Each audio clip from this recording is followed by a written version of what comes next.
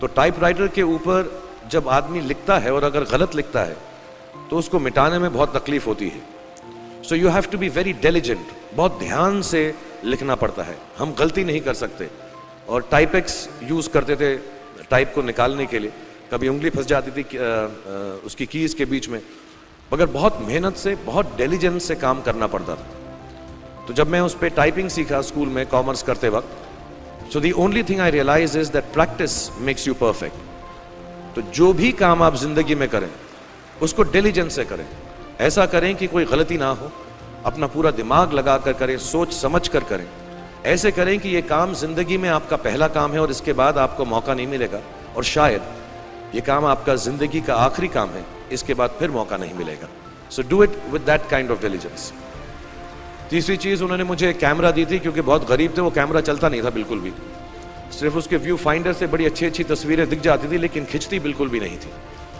और इससे मुझे उन्होंने सीख दी कि जो हमारी क्रिएटिविटी होती है, हम जो भी, कभी कभी हमारी हॉबी होती है, कभी कभी हमारा उससे प्यार होता है, लेकिन हम उसको अपनी नौकरी नहीं बना सकते, अपना काम नहीं बना सकते। बहुत कम लोग ऐसे फॉर्चुनेट होते हैं जैसे मैं हूँ कि जो मेरी हॉबी थी, जिस चीज़ से मुझे प्यार था, कलाकारी से, एक्टिंग से, वो मेरा पेशा भी बन गया।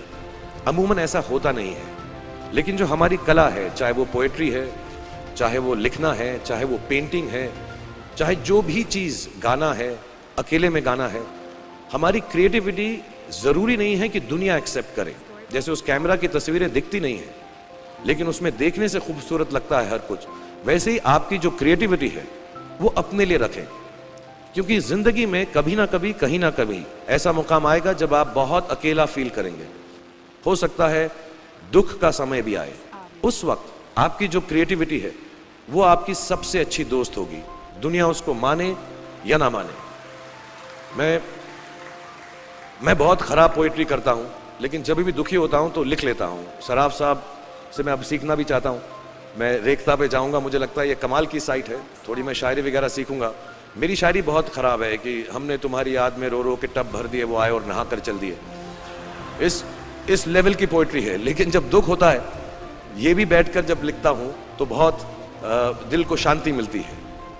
आखिरी चीज़ मेरे वालिद ने मुझे दी थी, वो दोनों मिक्स है, मैं जल्दी ख़त्म करता हूँ क्योंकि आप लोगों के पास वक्त नहीं है, आप लोगों को अपनी डिग्रीज लेनी है, सोच रहे होंगे इतना वक्त ज़ाया कर रहा है हमारा ये। तो मैं जल्दी से बताता हूँ। एक, उन्होंने मुझे कहा, एक सेंस ऑफ ह्यूमर हमेशा रखना ज़िंदगी में, हंसते हमेशा रहना, एक चाइल्ड लाइक इनोसेंस ज़रूर रखना। जैसे एक छोटे बच्चे की जो एक इनोसेंस होती है, जो उसका दुनिया की तरफ जो नज़रिया होता है बड़ा इनोसेंट सा होता है, उसमें कोई खामी नहीं होती, गलती नहीं होती, अभी दुनियावी बातें नहीं आई होती, तो वैसे ही रखना। कई बार बचपन में मैंने जब बदतमीज़ी की या कोई गलत काम किया तो उन्होंने सेंस ऑफ ह्यूमर से मुझे बचाया। और ज़िंदगी भर अगर आप अपने ऊपर, अपने हाल पे, दुनिया पे, क्योंकि लोग आपसे हर कोई बात कहेंगे, अच्छी बात भी कहेंगे, बुरी बात भी कहेंगे, क्योंकि लोगों का काम है कहना। अगर आप उसको एक सेंस ऑफ ह्यूमर से देख सकेंगे तो ज़िंदगी जो है बहुत बेहतर रहेगी। And last not the least, what my father gave me, what my mother gave me and what your parents have given you. आपके जो पेरेंट्स हैं, जो आपको दिया है, वो सबसे बड़ी गिफ्ट है, गिफ्ट ऑफ लाइफ। ज़िंदगी की जो ज़िंदगी एक खुद ही सबसे बड़ा तोहफा है हमारी ज़िंदगी, और उसको वैसे ही ट्रीट कीजिए।